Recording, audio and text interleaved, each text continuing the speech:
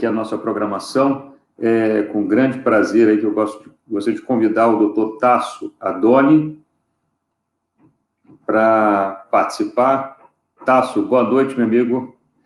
Boa noite, Tiago. Boa noite, Rodrigo. Boa noite a todos que estão acompanhando a gente. Gostaria de dizer que é um grande prazer participar desse congresso Esclerose Múltipla Brasil e falar de um tema que é tão relevante que todo mundo é a pergunta que faz em seguida, uma vez que recebe o diagnóstico de esclerose múltipla. E aí, doutor, como é que a gente vai tratar isso? Tem tratamento? Então a gente sabe, felizmente, que é isso. Eu não preparei nada, eu vou só conversar, vou só falar. Não sei se você quer ficar junto comigo, Tiago, e eu vou falando. Como é que nós fazemos? Eu vou lhe deixar à vontade. Eu quero apenas lhe apresentar para o público, pessoal. O Tasso é um grande colega, um grande amigo. Tive o prazer de compartilhar com ele uma convivência muito profícua no Hospital das Clínicas, em São Paulo.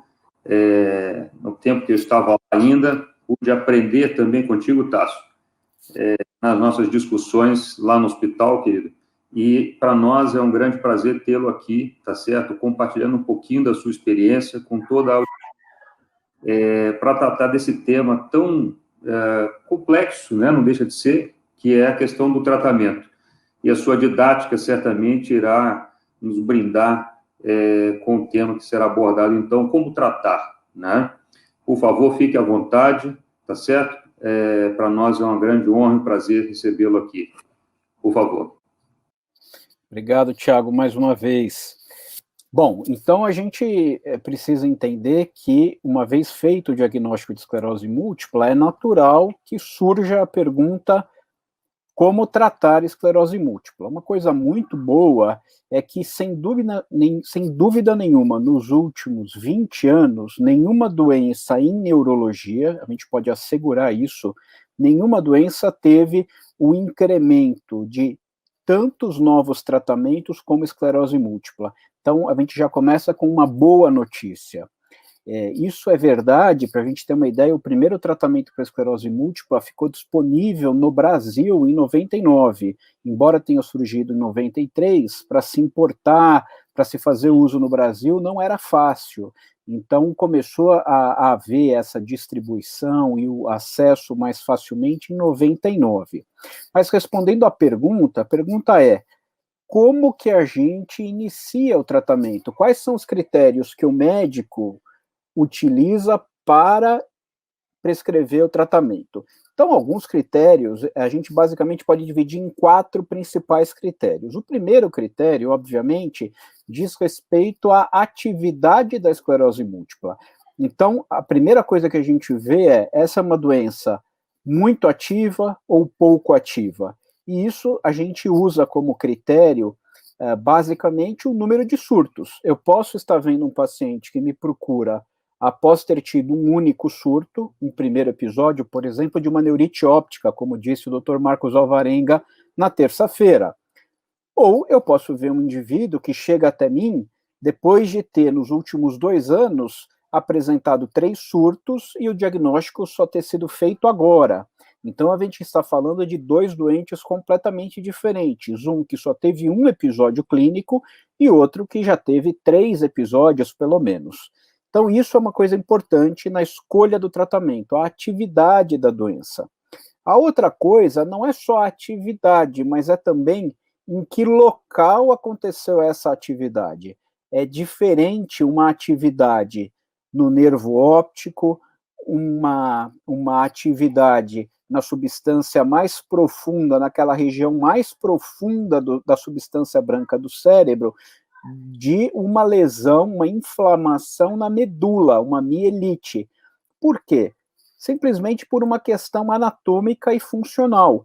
O cérebro é muito grande, então, eventualmente, pequenas inflamaçõezinhas podem ter nenhuma repercussão ou pouca repercussão, enquanto que inflamações na medula espinhal, ainda que pequenininhas, vão ter uma repercussão habitualmente muito grande, vão trazer muito desconforto, muito sintoma para o paciente, porque é uma região muito pequena do ponto de vista anatômico, mas extremamente compacta e relevante do ponto de vista da função.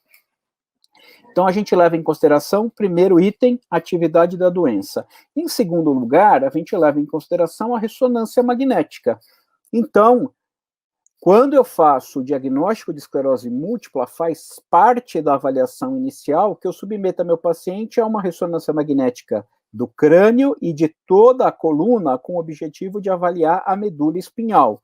Lembrando que a esclerose múltipla é uma doença do sistema nervoso central. Afeta o cérebro, o cerebelo, o tronco encefálico e toda a medula espinhal. Isso é sistema nervoso central.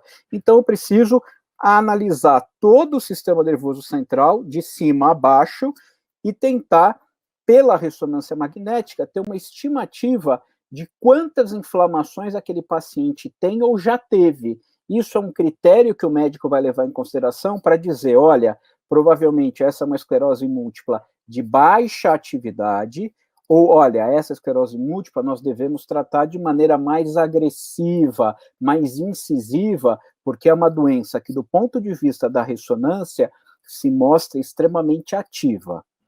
O terceiro critério que a gente usa, que também é muito importante, lembrando que nós estamos falando de uma doença que acomete majoritariamente mulheres jovens e, portanto, em idade fértil, é a questão do planejamento familiar.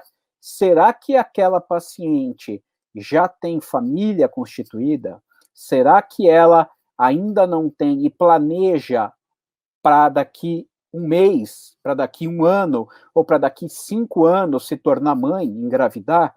Por quê? Porque a gente sabe que existem medicações mais seguras, medicações menos seguras para mulheres em idade fértil. Então, esse é um outro critério, o terceiro critério que a gente leva em consideração. E, por fim, o quarto critério que a gente leva em consideração é a questão das próprias preferências ou restrições dos pacientes. Quando eu vou prescrever um medicamento, todo e qualquer medicamento alopático, não homeopático, tem efeito colateral. Então, quando eu vou prescrever um medicamento, o que eu faço? Eu coloco na balança os efeitos colaterais e os benefícios. Se os benefícios forem maiores que os efeitos colaterais, vale a pena eu correr o risco daqueles efeitos. Se na balança, na minha opinião de paciente, eu percebo que existe um equilíbrio muito grande ou que o benefício é muito pequeno, muito marginal para todo aquele desconforto, para todo aquele risco que eu possa vir a ter, eu posso questionar o médico e discutir com ele de maneira muito amistosa se existem outras opções e quais são os prós e os contras de cada um dos medicamentos. Então, por exemplo, tem muitos pacientes que dizem assim, chegam no consultório depois de terem recebido o diagnóstico de esclerose múltipla e começaram o tratamento com beta-interferona. Eles falam assim, olha, doutor, eu tive uma neurite óptica, além da neurite, eu me recuperei 100%, minha visão é perfeita, mas agora a minha vida está absolutamente insustentável. Eu tomo injeção 3 vezes por semana, eu tenho dor nas juntas, eu tenho dor de cabeça, eu tenho febre, eu não consigo trabalhar direito no dia seguinte. Ora, para esse paciente, talvez a gente tenha que conversar sobre um tratamento alternativo. O contrário é verdade. Pode ser um paciente que começa a tomar um comprimido e diga, olha, meu cabelo está caindo muito, minha unha está enfraquecendo, eu sinto que meus pés começaram a formigar de um jeito diferente. Será que não é o caso da gente pensar em dar uma injeção, mudar para beta-interferona? Então, isso é uma coisa muito ampla e que deve sempre ser discutida entre o médico e o seu paciente. É assim que funciona o tratamento. Então, para terminar a minha apresentação, eu queria resumir os 4 pontos fundamentais. Primeiro, a atividade da doença, número de surtos e o local desses surtos. Em segundo lugar, ressonância magnética. Qual é o grau de atividade daquela esclerose múltipla? Em terceiro lugar, planejamento familiar. E em quarto e último lugar, quais são as preferências e os riscos que a gente está correndo de acordo com a medicação que a gente prescreve. Lembrando que, mais uma vez, a mensagem positiva, otimista é que nenhuma outra doença em neurologia nos últimos 20 anos teve o acréscimo, a descoberta de novos medicamentos tão eficazes e cada vez melhores para tratar uma doença do que a esclerose múltipla. Deixo vocês aqui, fico eu e o Rodrigo agora à disposição, meu amigo Rodrigo, para perguntas e eventuais comentários que possam ser feitos, e gostaria muito de agradecer mais uma vez o Tiago pelo convite, o Rodrigo, e desejar sucesso ao Esclerose Múltipla Brasil.